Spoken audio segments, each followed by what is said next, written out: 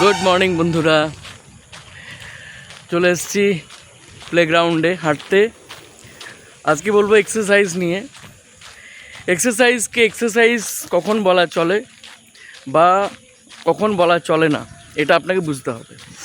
এক্সারসাইজকে তখনই এক্সারসাইজ বলা চলবে যদি আপনার ঘাম ধরছে এবং আপনার কথা বলতেও অসুবিধা হচ্ছে, আপনি স্বচ্ছন্দে কথা বলতে পারছেন না।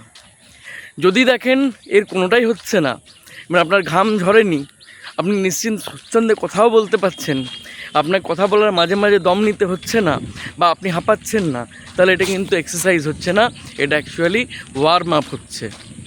এখন সেক্ষেত্রে মাঠে আপনি যতই হাঁটুন, আপনার বন্ধুকে সঙ্গে নিয়ে পাশাপাশি গল্প করতে করতে যতই হাঁটুন, বা আপনি মোবাইল হাতড়াতে মোবাইলের স্ক্রল করতে করতে রিল দেখতে দেখতে যতই হাঁটুন, এক্সপেক্টেড রেজাল্ট কিন্তু পাবেন না।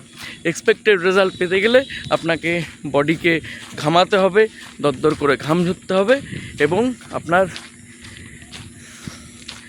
পরিশ্রম হতে হবে, আপনার পরিশ্রম হতে হবে, এটা অবশ্যই করতে হবে। তা না হলে আপনার বিছানায় শুয়ে থাকাই বেটার।